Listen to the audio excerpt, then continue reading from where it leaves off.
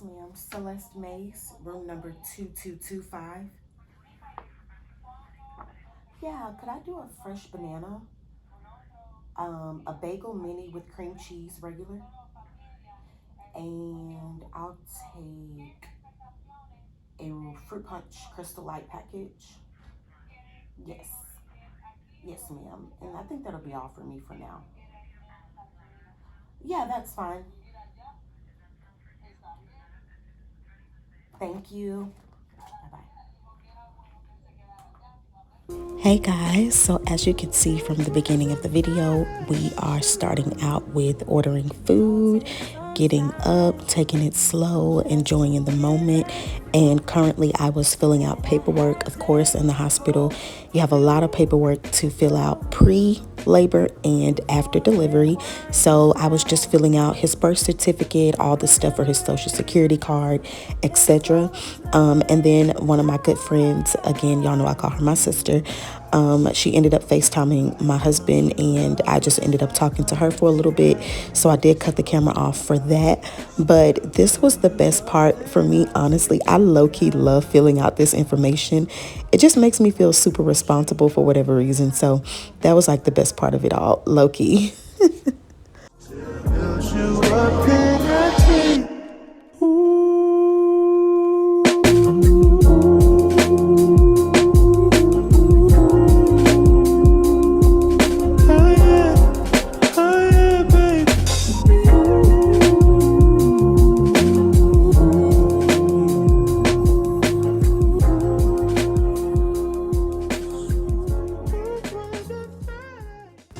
So here I was just kind of walking around the room since I didn't get the opportunity to walk around the hospital floor with Jacob this time around.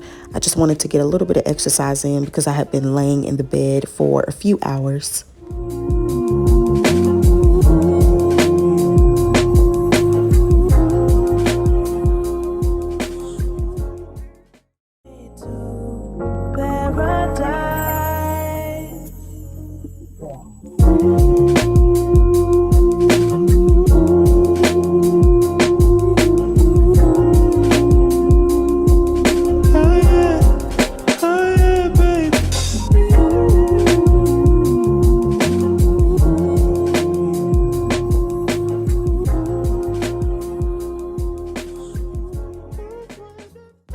Alright, so here I was pretty much just holding baby boy, doing some skin to skin. He was cluster feeding and he was getting extremely frustrated because mama wasn't producing actual milk at the time and only some colostrum. So he was getting real mad, okay?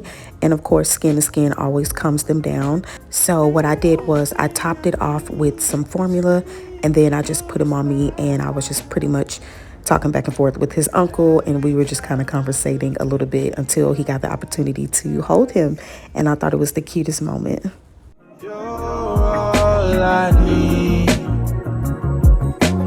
Every time I get a bit inside, I feel it.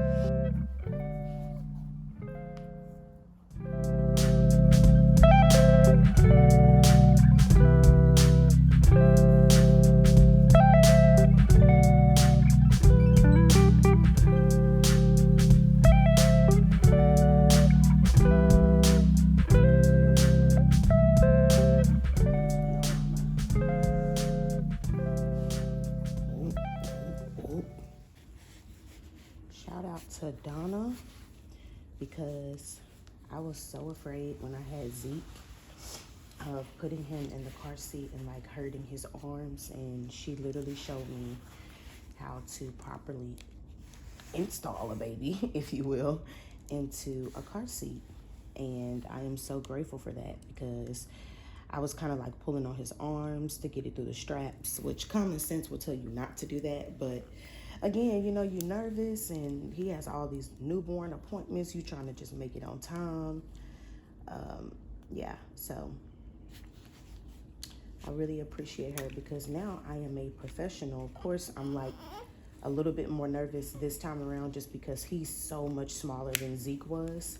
So I can barely see where his arms are through these onesies and clothes and hands. And look, he's already getting irritated. I know, Bubba. Okay, but you gotta go in your car seat, okay? That you gotta do. I know you don't want to, but you got to, okay? Okay.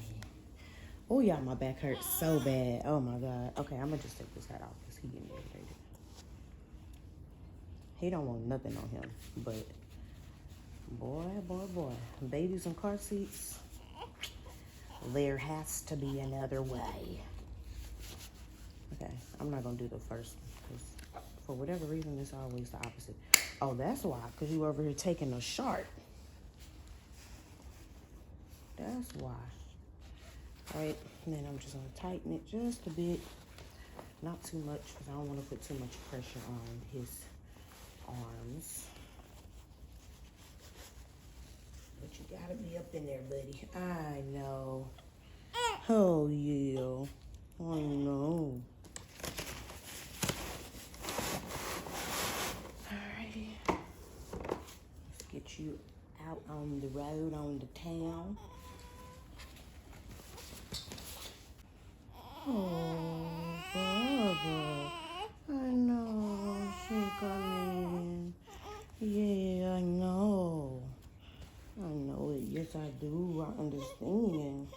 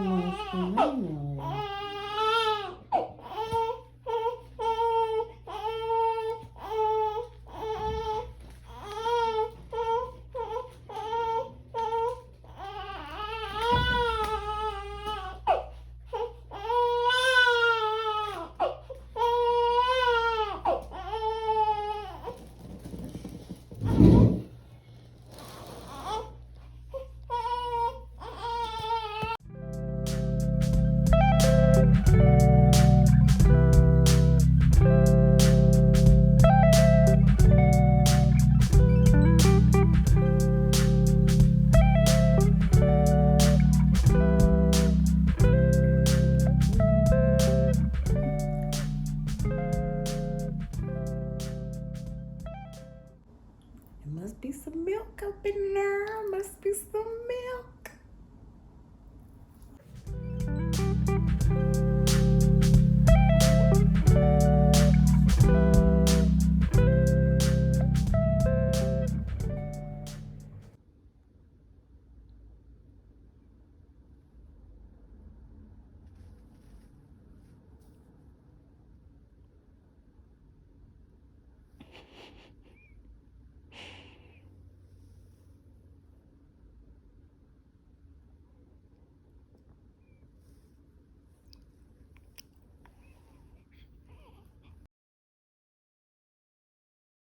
Hey friends, thanks for tuning in. And if you're new, welcome. Got a whole nother baby, y'all. Whole nother baby. Okay, for one, I do not have my mic. I haven't used that mic probably since I bought it. I probably used it like in a few videos, if y'all have noticed. For one, I noticed the sound really isn't that much different. There are times like during certain clips of the video, my sound will get lower or it'll get higher. And I'm trying to work on that, but like I kind of don't have control over that because it's just kind of like the mic has its own sound waves. I don't even know. And then my phone has its own little thing going on. So if it sounds like I'm low, I am. I'm intentionally trying to talk low because I don't want to disturb him while he's feeding. I mean, he really just using my nipple at this point as a pacifier, y'all. So whatever. But yeah, just probably turn me up on your volume or put your AirPods in or whatever so you can hear everything I'm saying because I am not about to get up to go get that mic. It is all the way in the room. I'm in the living room. Today is January the 6th, 2023. Baby boy was born January 4th, 2023 at 2:08. He's 6 pounds, 7 ounces and 19 and a half inches. He's doing amazing. He's breastfeeding exclusively. I'm not going to start pumping, I want to say until about 3 weeks. I want to try it right now because I'm so eager. I'm like an overzealous person right now. Okay. Like I want to pull that breast pump out and get it to work. Okay. But I'm going to be obedient to the hospital rules, if you will. And I want to make sure that I do not mess up his latch. They always tell you don't give them a pacifier if they're going to breastfeed, da, da, da. But they forget boys most of the time are circumcised of, you know, if the parent allows, they're circumcised. So they have to get a pacifier because they're in like some type of pain maybe, or just like it's extremely uncomfortable. So they end up giving them a pacifier anyway. So I'm just kind of like, so I had already bought pacifiers, as y'all know. I bought bottles, like all of that stuff was ready to go. The bottles that I use are by MAM, which is MAM. I don't know if they go, if that's the way you pronounce it, but I just say MAM bottles because whatever. But that's the, I chose that bottle because the nipples are like literally the exact way that your nipple kind of like deflates when they're sucking on it. So I tried to get something that was similar. So whenever he is, are you done? So whenever he is feeding in the bottle, well, whenever I put my breast milk in the bottle, he'll have something that is similar. And then that's why I gave him a pacifier or give him pacifiers, just to kind of soothe him. I try not to give it to him too much just because I want his latch to be like before we get to that. But yeah, I just kind of wanted to sit down, give you guys a rundown of like what happened. Just kind of like a cool little vibe. Okay. I was going to have like everything set up. It was going to be like the perfect little story, but I was like, you know what? Why not just be real and authentic? Because this is just what it is. And I don't really have the time to like really set myself up anyway. So yeah, basically, I was at home January the 3rd, and this was around 12. 12 in the morning, 12 at night, whichever y'all prefer to say. I had just got through getting his lunchbox ready for school the next day. Well, Ezekiel, sorry, my first son. If you're new, I have a 1-year-old and he's 1 year old, 8 months. He'll be 2 in May. I was getting his stuff pretty much ready for daycare. After packing his lunchbox, I got in the shower and I wasn't feeling any kind of way. I had an appointment that same day and I was 5 centimeters. So of course my OB really should have admitted me, but we had already had an induction date scheduled. So I think she was just trying to give me grace because she knew that like she wouldn't be the one delivering my baby before Sunday because she was going to be in another location. So either one of her partners was going to have to be the ones to do it. And we had already kind of discussed, I only felt comfortable with her. So that's kind of why she didn't admit me. She trusted me enough to know that like if I went into labor before Sunday, that I was going to come up to the hospital. I get in the shower, I get out, I put on my clothes. I'm just doing everything that I normally do. And I sit down to watch Netflix. My son is just kind of running around the room. And I lay down, one second. Y'all, it's him just laying on top of my boob. Oh, he's sneezing. He's so cute. And so I lay down to finish looking at my show on Netflix, and I feel two big pops. Now, mind you, I didn't have any of these experiences with Zeke because I went into labor at 37 weeks. So there's that. But really, I went into labor at 36 weeks and I had him at 37 weeks. And so I didn't get any of this, type of experience at all. So I'm like, whoa, whoa. And it was like back to, it was like pop, pop. And I was just like, oh my God, I think my water, and I was literally, y'all, I was like, my water is not breaking. It is not breaking right now. Husband's not here. I'm scared. What am I gonna do? So I'm holding myself because I like intuitively, I know that it's happening. I'm just in denial that it's happening. Ain't that crazy? I get up, I'm holding myself. It's everything just, my life is all coming out, child. Everything just coming out, just coming out, just coming out, coming out. Mind you, it's not disgusting. It's just a clear fluid. That's all. And then it stops, and then it starts like slowly leaking. And then it just like comes out again, and it's not stopping. Like, it's not stopping. My mother-in-law had already told me this was gonna happen to me. She's like, you better expect it. This is what's gonna happen. And I'm just like, okay, cool, Why was it verbatim? I was like, oh, I'm thinking it's just gonna be like a lot and then that's it. No, it's like a lot to where it just doesn't stop. It doesn't stop. My mother-in-law ended up taking me to the hospital, literally like up the street. We get to the hospital, I get out the car, and she has Zeke. So I end up going to fill out the paperwork. They make you do all of this stuff when you're in the most pain. And I'm just like, I don't even see how we do it, but we do it. Shout out to us women, because we really are, we like that for real. I do the paperwork. I'm telling her what's happening, whatever. And the only thing I will complain about is they did not have a wheelchair or just any assistance for me. I feel like they kind of slacked really bad in that area. And I don't blame the hospital necessarily. I just feel like the front desk, the reception was just horrible. And I almost want to file a complaint, but I'm not going to do that because I don't even care. It's over. I'm done, so I don't even care. But I basically walked from the emergency room, or like the side of the emergency room, to the second floor. I did get on the elevator, but you get my point. I get on the elevator to the second floor, and as I get off the elevator, I'm walking, and I literally just fall to my knees. I just fell down on the ground, and I'm like, oh my God, like, he's here, like, he's out. There's no way he's not out because of the pain that I'm experiencing. It's extremely excruciating. And some way, somehow, I managed to call, like, I pulled up my phone to call the hospital that I'm already in to tell them, like, hey, I'm on the second floor. I am dying right now. Like, I need somebody to come get me. And they were like, why did nobody, like, have you rolled anyway? And I'm just like, I can't explain that right now. I just really need somebody to come get me. They literally came in like 2 seconds. And the lady that came to get me she was an angel. She was an angel. She literally was like, oh my God, she was apologetic.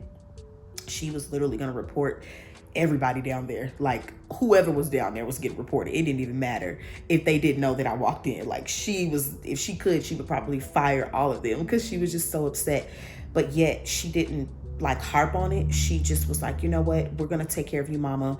She was like, making me laugh, because contractions are not, well, let me not speak for every woman, but I know majority of us, when you have contractions, they're not literally like every second. It's just like a hard one, and then you have a few minutes, to breathe through, just depending on how far you're dilated. I didn't know I was at an 8. I was already at an 8 when I got to the hospital, hence why I fell, because I was already like in active labor. They had me sign more paperwork when I get up to labor and delivery, but it wasn't bad. It was literally just like a few things I had to sign and I was done. I get to the room, they checked my cervix. They were like, she's at an 8. We don't have time to play. Let's go. They put me to another room, and they were telling me, you know, you're already in active labor, you're at an 8, you're not going to be able to get the epidural. And what I did love is that even though they were kind of letting me know more than likely I couldn't get the epidural, they were still very sweet and asking me, like, you're at an 8, it's kind of impossible because you just might dilate even sooner. You might get to a 10 before we know it. But do you want to try that? I loved that so much because it just let me know that I was in the best care, which I already knew just from prior experience of delivering Ezekiel there. But like this time around was like even top tier, like more top tier.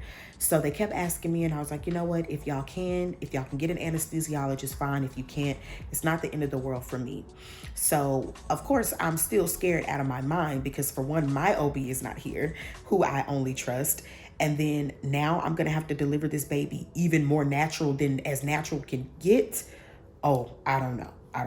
I kind of want to fast forward because everything else is just kind of like a blur. At this point, I'm obviously contracting. I'm breathing, but I'm contracting like crazy. I'm feeling everything.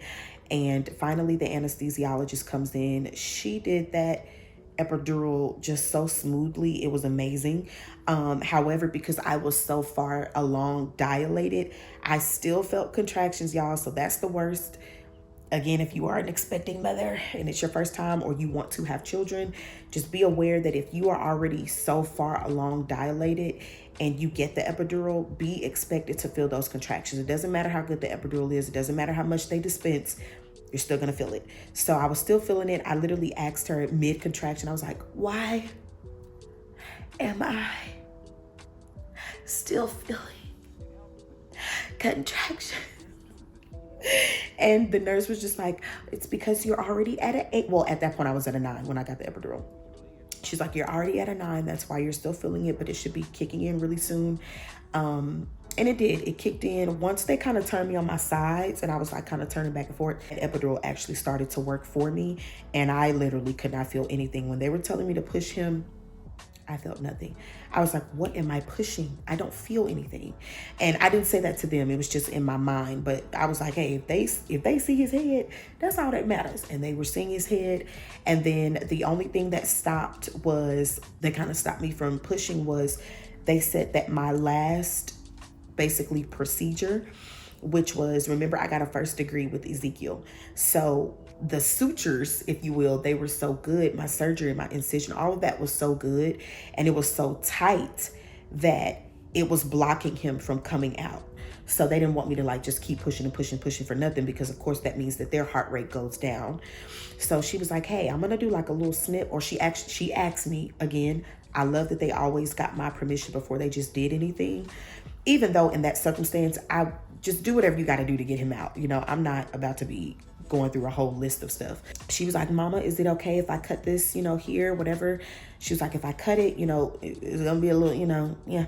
I said, it's fine. Do what you got to do. Cut it. Literally, as soon as she cut it, it was like he just came right out. So yeah, he came out and he was really, really purple and blue in a sense. It was because he was extremely cold. And then of course, again, his heart rate was going down. So he was kind of losing a little oxygen, but they brought him back to life. He got some lungs on him because Zeke wasn't even that loud. Like he got some lungs, like lungs. So he was crying. They put him on me. As I stated, he was super cold. So they put him under the warmer. His temperature went back up. Everything was good. Everything was great. Postpartum care was top tier. Like everything was beautiful, y'all. Like I can't express that enough. And I have to like literally give my shout out to Texas Health Southwest, to be specific. I was at the Southwest location of Fort Worth. It was amazing. My OB, Dr. Rex, who is phenomenal. She was the one that fought for me when it came to the epidural. I think it was in her notes, if I'm not mistaken, like epidural her regardless. I don't care what you have to do, give her an epidural, because me and her had already talked about the potential of me having him super duper natural, and that I just felt like I was not able to do it. Of course, if push came to shove and I literally couldn't get that epidural, I would have definitely fought through it because at the end of the day, like, this is for my kid. The nurses were just great. My brother Kendra came and gave us some food. He sat there, he held him, y'all saw, like, it was just a beautiful encounter. And yeah, he's been home now. According to the pediatrician, he's been here for 57 hours. I'm sure now it's more because that was like at 10:45 this morning. He did test for jaundice. His levels went from 6, 7 to 8, which is why I had to do a next day appointment. But his jaundice levels are great. He's in a great percentile rate, if you will. They did recommend that I breastfeed in sunlight, so I don't know if y'all can tell that I'm using natural light and not like any flashlight or anything like that. From my phone, I was standing over there breastfeeding him and just like playing around. He is milk wasted for sure because he fell asleep on the boob, and I love that. That's always like a good sign for me because I'm like, if you don't fall asleep on the boob, then you didn't get what you needed. But my milk is coming in because I can actually hear him swallowing now. At first, it was just like little, like subtle, but like now I can hear like big gulps. Like he'll even like pull back, take a break, come back in for more, and I'm like, yes. And then, you know, on your areola, you can see your like I call them milk duds in a sense, but you can see them like slowly poking out. And I think for me, that just lets me know like, okay, something is coming in. And if that's not true, then just let me think it's true. Okay. But other than that, we've been home. We've been doing really good. I still feel strong uterine contractions, and that's just because he has a good latch, which is another good sign that he's latching well and he's actually feeding. But that obviously sucks for me because I'm like, I thought this was over, but it only lasts like 1 or 2 days. Mine has lasted since I've given birth. And I think it's just because I had the second-degree tear. So like I feel really heavy pressure down there. And then again with him, me breastfeeding for, I'm not gonna say the first time, but consistently, and knowing that I'm gonna go full-fledged this time around. He is going to be on formula as well. I'm gonna combo feed. So he's gonna be a little big baby, okay? But it's all good. I'm only doing that solely for the purpose of daycare because I want to return to work quite soon. So that's the only reason I'm doing that. Other than that, I wouldn't. But that's pretty much it. You guys are gonna see Zeke. If y'all are gonna see him in like 5 seconds because of editing, but he'll be over after daycare. He's with his aunt and his cousins. They have a lot of things to do tonight, but once they get here, I'm definitely gonna get that. Y'all know I'm gonna film that. I cannot wait to see his reaction. I feel like I know what it's gonna be, and I feel like he's gonna be like, I don't know. It just depends on his mood. If he eats and he's like, you know, changed down there, I might have to tell my sister-in-law, like, make sure you change him and feed him before he come over here. Because if not, he gonna be hangry and he gonna mess up the whole vibe. So I need him to be well taken care of before he gets here so that I can get his genuine reaction. But other than that, that is really it. My husband went to go get my prescription for my pain medicines because again, I need them. I really, really need them right now. But I feel good. And if there's something that I missed, I will definitely include it in probably like the next little videos or even clips. I'll show y'all what I'm using, excuse me, right now from the hospital, what they gave me and how I like assemble it all and make it like all work for me. But yeah, I'm just going to sit here, look at some YouTube, and I will talk to y'all later. Bye. Got the goods, got the goods, got the goods. Yes, sir. We got drugs. Hi. Zeke, say hi.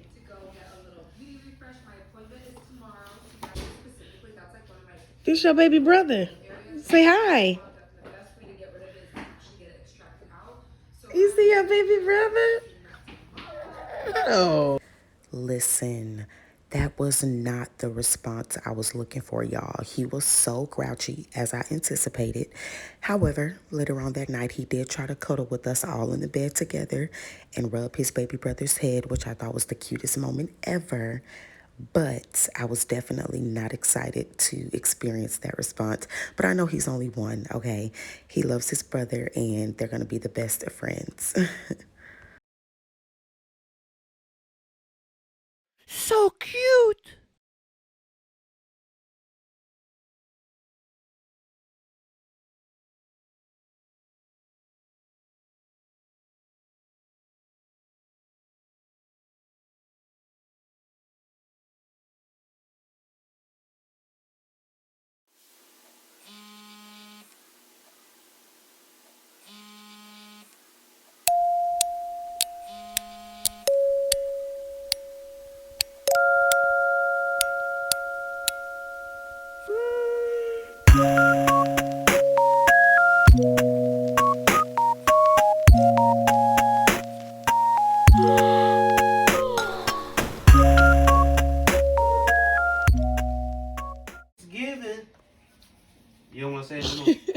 a praise left.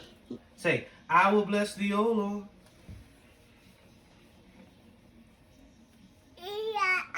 Hey.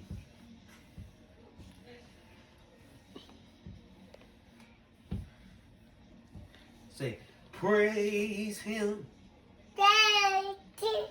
Praise him. Praise him. Hey. Say, praise him. Say, Jesus. That's the name, though. That's the name. Bless his Savior. Say, he's worthy to. You didn't say it, Doc. Say, he's worthy to. Say, be praised. Hey, hey. I cannot. Good afternoon, y'all. It is Saturday. I think today is the 7th, but don't quote me, y'all. My brain is scattered. I'm rushing to make baby boy's bottle. If y'all can hear him in the background, he is crying. Hold on, y'all. So I switched to a different moisturizer, and it's so much better. Because I know my skin starts getting dry.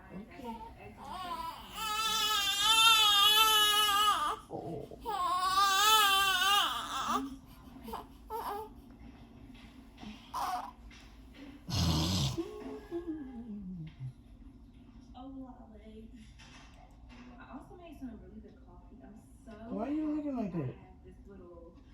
I've been using this on my face. This by Laneige. It is their blue hyaluronic cream moisturizer. I don't know if I told y'all this already, but it's so good. I got it for Christmas and I've been using it ever since. So good. Like my skin be feeling so fresh. I put some on this morning.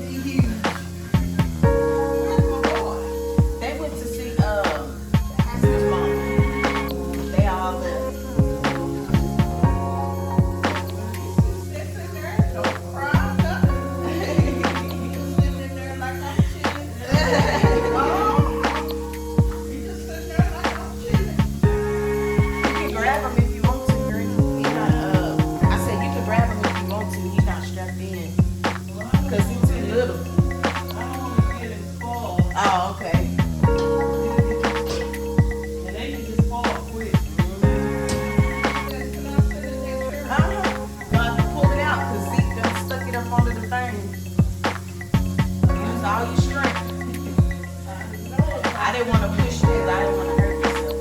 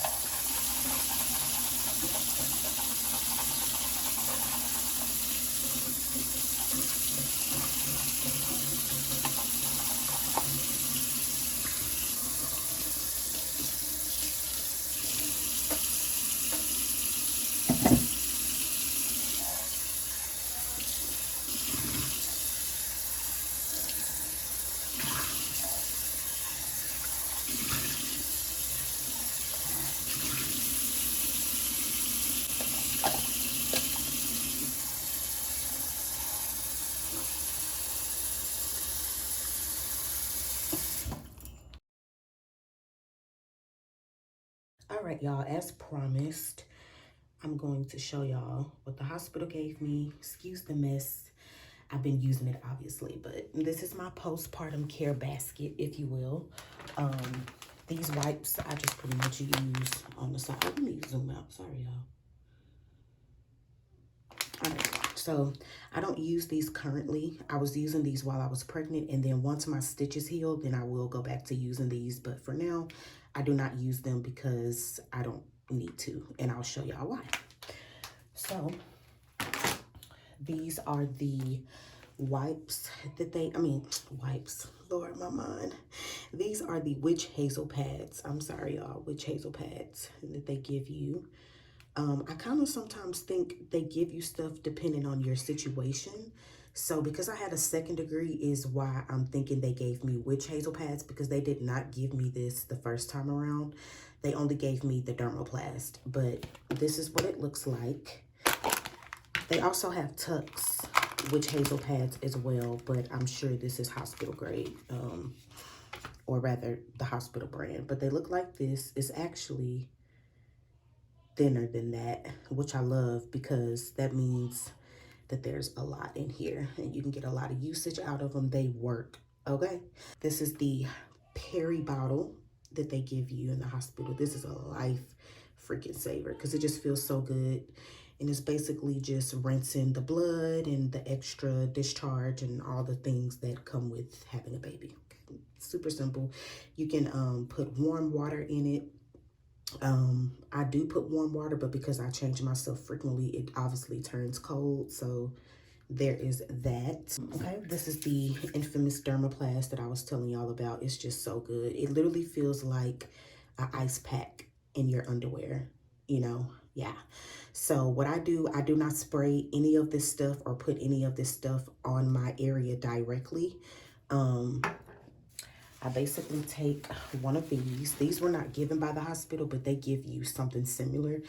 I don't like what they give you because it's not really as secure. And when you, after having a baby, everything feels super loose, as I told y'all before. So I'm glad that I brought these. These were a size small, medium, and they fit perfectly, okay? Perfectly. So what I do, this is the inside of it. It's super long for obvious reasons. And what I do is I take these witch hazel pads. I'll take like one or two. And then what I do is I put like one little pad here, and then I'll put another one here because I want one kind of close to my anal, and then I want one closer to the top, kind of like the middle area of the vagina, and then kind of like the top. And then I'll spray the dermaplast on top of the witch hazel pads. I also have this foam here as well. Give me 1 second. And I just kept everything in the box and how it came, just because I didn't want to lose it. This is something new, guys. I have never seen this, never heard of it, never, ever, ever was introduced to this until one of my nurses, one of my postpartum nurses gave this to me and told me that this is amazing, and she was not lying, because it slows kind of down the bleeding just a little bit. And it's true, it really is. But it looks like this. It's super little and tiny, but clearly, because a little goes a long way, looks just like that. You have to shake it really, really well, and it comes out like a foam. I'll just show y'all a little bit because I don't want to waste this product, baby. It's too good. But that's how it looks. It's just a little foam. Just a little foamy foam. Yep, just like that. And it is amazing. And after I spray the dermaplast, I will just spray the pads. And then sometimes, y'all, I don't even use the pads. I will literally just go in just like this with the diaper. I'll spray the dermaplast, put the foam on, call it a day. I have an ice pack as well that I kind of like make. So I basically use like one of Jacob or Ezekiel's diapers, and I'll wrap ice in it and then just put it on me, literally. But I only did that for like a day and a half because I was having a lot of blood and pain. But that's really it, y'all. I don't really have anything else that I do that is related to postpartum, but for the most part, that is the products that I use. All right, I know I look crazy. I know, but I just wanted to end it off with that. My bleeding has definitely subsided a lot. So that's been great. Breastfeeding has been great. My milk supply is coming in strong because now I can feel like the letdown. I can feel when I am engorged. I can feel, and I just know like when he's hungry now because my boobs will start to fill up. So I'm loving this journey, y'all. But that is about it for this video. I hope you guys enjoyed it, and I will see you in the next video. Bye.